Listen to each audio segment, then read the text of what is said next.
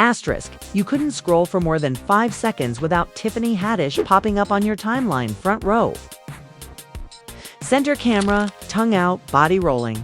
Completely locked into Chris Brown's Breezy Bowl concert in Los Angeles. The energy was loud, the vibe was carefree, and the moment felt unapologetic. But the internet never just lets a moment exist. Within hours, the narrative had already shifted. What started as Tiffany having fun at a concert quickly morphed into Tiffany doing too much, Tiffany thirsting.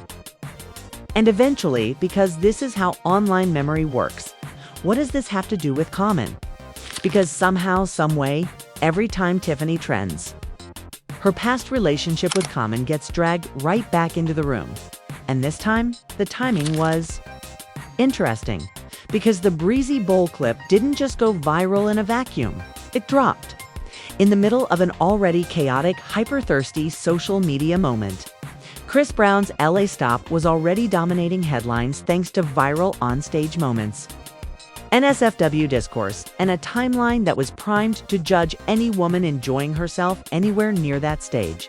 So when Tiffany appeared front row, dancing hard, reposting the Jumbotron footage herself, internet didn't just react. It projected dot. But here's the thing most people missed. Tiffany Haddish knew exactly what she was doing. And more importantly, she's been telling her side of this story for months, if not years. This wasn't just about a concert. This was about history, about patterns, about perception, and about how women's joy gets rewritten the moment the internet decides it's too loud. Let's get the facts straight first, because context is everything. On September 13th, Tiffany Haddish attended the second night of Chris Brown's Breezy Bowl tour stop in Los Angeles. The show itself was already a major event, to sold-out nights, wall-to-wall celebrities, cameras everywhere. Real 92.3's Beat Crew caught Tiffany on the big screen, dancing during Go Crazy and Under the Influence. Fully in her element. She wasn't hiding. She wasn't sneaking. She wasn't pretending the cameras weren't there. In fact, Tiffany reposted the clip herself and added a caption that changed how people read the entire moment. She wrote that she will always buy a front row ticket to Party with Breezy. Then she added a personal detail that dates back nearly 2 decades, saying that after a dance battle with Chris Brown 20 years ago, she told him that if God was willing, she'd be front row for life. That wasn't flirting. That wasn't a sneak shot. That was fandom, history, nostalgia. But the internet doesn't thrive on nuance, because once that clip hit, it landed in the same 48-hour window as another viral moment from the same tour. An onstage lap dance that had social media in a chokehold. That clip dominated feeds, blogs, and think pieces. The discourse was already thirsty, messy, and hyper-sexualized. So when Tiffany's clip dropped into that environment, it didn't matter what her intention was. The narrative had already been written for her. She's doing too much. She wants attention. She's thirsting after Chris Brown. And then, right on cue, people brought up Common. Why Common's name never stays out of IT here. Where things get layered. Back in July 2024, Common appeared on The Breakfast Club and spoke openly, warmly, even about his relationship with Jennifer Hudson. He described it as healthy, beautiful, and serious. He even hinted at marriage. That wasn't speculation. That wasn't a rumor. That was on the record. The Shade Room posted the clip, and the comment section did what it always does: overanalyzed every reaction. And that's when Tiffany Haddish entered the chat with a single comment. Exactly. Hope they actually get married. One sentence. No emojis. No explanation. And yet, that comment set the internet on fire. Some people read it as genuine support. Others saw it as passive-aggressive. A few interpreted it as jealousy wrapped in politeness, and once people decide something might be shade, they treat it like confirmation at the time. Outlets like Atlanta Black Star noted that many fans felt Tiffany was doing too much, especially Considering that her breakup with Common had happened years earlier, people told her to let it go, stop speaking on him. To move on. Fast forward to noondan, that exact same critique resurfaced the moment. Tiffany trended for the breezy bowl clip, because the internet never forgets. And it never separates moments. Tiffany's side. What she's actually been, so YNG. What? Most people ignores that Tiffany hasn't been sneak dissing. She's been speaking openly on microphones at book events. In interviews about her relationship with Common and what it taught her, while promoting her book, I Curse You with Joy. Tiffany described the relationship as fun, loving, but deeply shaped by the pandemic. She said plainly that it was a lockdown relationship, that if the world had been open, she likely wouldn't have been in a serious partnership at that. Tom, that quote alone sparked headlines. She's not over him. She regrets it. Shading. But then she went deeper. Tiffany revealed that the only celebrity she'd been seriously involved with chased her for nearly 2 years. Before she finally gave in at the start of 2020, that timeline aligned perfectly with what both she and Common had previously said about reconnecting around 2019. Then came the line that changed everything. She said Common has a pattern. 2 years together, 6 months single, then 2 years together again. She emphasized that she wasn't angry. She wasn't bitter. She wasn't mad. But the internet heard something else. They heard exposure, because when someone calmly explains a pattern without insults, without dramate, often hits harder than a direct diss ever could. Celibacy, power, and why the internet misread it at the same time. Tiffany also spoke about being celibate during her book rollout. She said something that made a lot of people uncomfortable. When she doesn't have sex, men try harder. They book trips. They show up differently. They act more invested. That statement mattered especially when layered over the resurfaced Common discourse. Because suddenly, some fans interpreted it as Tiffany reclaiming power. As her saying, "I'm not chasing anyone, they chase me." Which directly contradicts the narrative that she was thirsting at a concert. But social media prefers simple villains and simple stories. So instead of reading Tiffany's breezy bowl appearance as a woman enjoying music she's loved for decades, people stitched together unrelated moments and built a storyline that fit their bias. And that's how one concert clip turned into a jealousy rumor. Here's where the narrative gets sharper. Because if Tiffany Haddish is being accused of throwing shade, then the obvious question becomes, is Common shading her too, or is the internet doing that work for him? Common hasn't said Tiffany's name in years. No tweets, no subtweets, no interviews revisiting the breakup. And yet many fans swear that his silence speaks louder than words. Why? Because of contrast. Common doesn't have to insult Tiffany to create a comparison. He simply has to speak glowingly about Jennifer Hudson and let the internet do the math. When he described his relationship with Jennifer Hudson as healthy, beautiful, and potentially marriage-ready, it automatically rewrote the past in people's minds.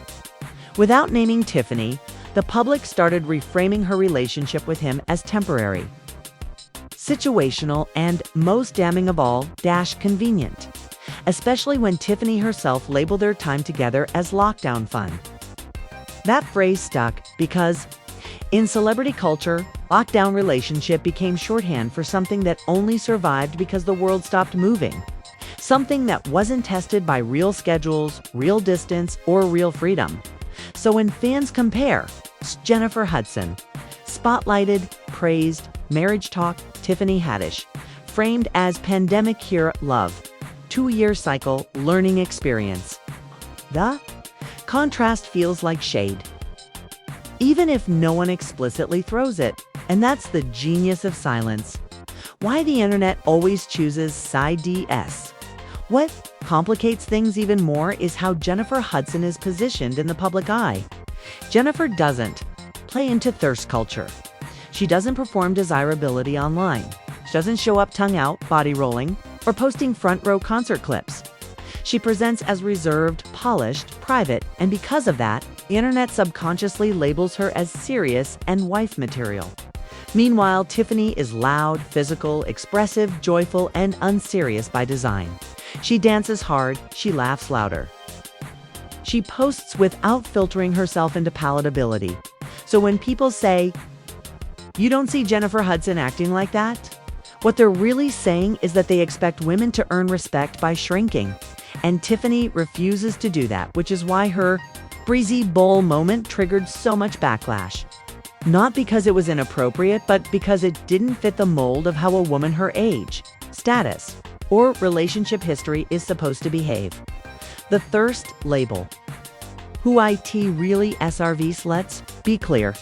Tiffany didn't DM Chris Brown. She didn't leak texts. She didn't hint at anything romantic. She danced at a concert that she paid for in a front row seat, that she's talked about wanting for decades, but because the timeline was already hypersexualized due to other viral moments from the same show, any woman on camera got swept into the same discourse. The thirst label didn't come from her actions, it came from the atmosphere. And that atmosphere was already charged by viral lap dance clips, celebrity reactions, blog headlines, competing for Clixo Tiffany's Jumbotron. Moment became collateral damage. But here's where it circles back to common. Because the moment people feel justified calling Tiffany thirsty, they immediately frame Common as the winner who moved on to something better, quieter, more respectable. That framing benefits everyone except Tiffany. The 2-year cycle.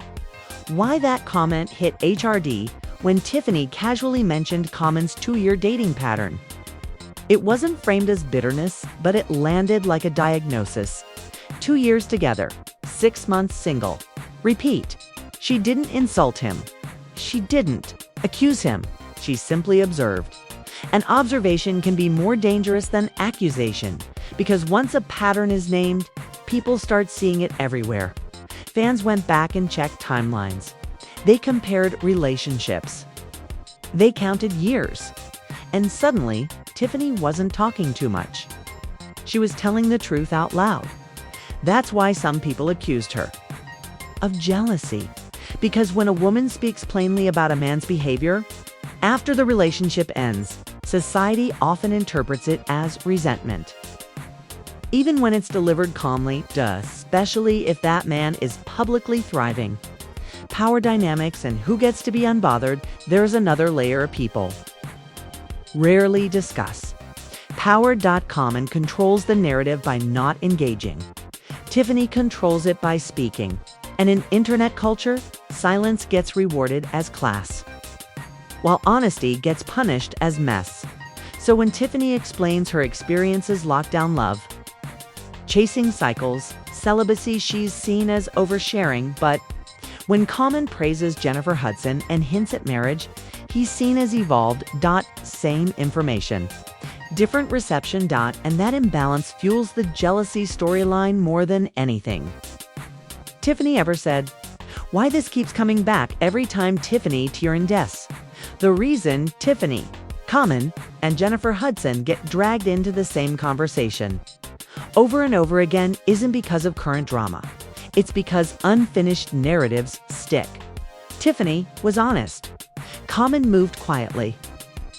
Jennifer Hudson became the contrast. So anytime Tiffany trends, whether it's a book, it's a joke, or a concert clip that internet pulls the same file folder back out and rereads it through a new lens. And Breezy Bowl just happened to be the loudest lens yet. To understand why Tiffany Haddish's Breezy Bowl moment was judged so harshly, you have to look beyond the concert and into something far more powerful than a single viral clip. You have to look at what the internet already believes about her. Because online outrage doesn't start from zero, pulls from a reservoir. Tiffany Haddish, fairly or not, is one of the deepest controversy banks in Hollywood. Whenever she trends, people don't just react to that moment. They reopen every moment. That's why a woman dancing at a concert suddenly becomes a referendum on her judgment, her maturity, her past relationships. and her worth. And that's not accidental. The 2022 backlash that never really went AWIY. Tiffany became the center of intense scrutiny after a comedy sketch involving Aries Spears led to a civil lawsuit. The backlash was immediate and severe. Public trust cracked. Headlines turned brutal. What matters here isn't just the controversy itself, but how Tiffany responded. She publicly apologized. She admitted regret. She said the sketch was not funny at all. She took accountability, yet the internet doesn't operate on forgiveness, it operates on recall, so every time Tiffany trends for something unrelated, that past gets dragged back into the conversation. It becomes a character reference, whether it fits the moment or not. Dancing at a concert, questionable judgment. Speaking honestly about an ex, she's bitter. Expressing sexuality, she's doing too much. This is how cancel culture works in practice, not by canceling you outright, but by permanently reframing everything you do through your worst moment. Why Breezy Bowl was a perfect STORM. Chris Brown's LA shows weren't just concerts, they were media events. Between sold-out crowds, celebrity sightings, and viral onstage moments, the Breezy Bowl stop became a content factory. Blogs, paparazzi, and fan cams were hunting for anything that would pop. So when a controversial figure like Tiffany Haddish appeared front row, the narrative practically wrote itself, especially because the timeline was already sexualized. Other women on stage were being hyper-analyzed. The internet was primed for thirst discourse. Tiffany didn't walk into a neutral space. She walked into a storm already spinning, and her visibility tongue out. Dancing hard, reposting the clip made her an easy target. Not because she did something wrong, but because she did something loud. How blogs turn moments into emotes.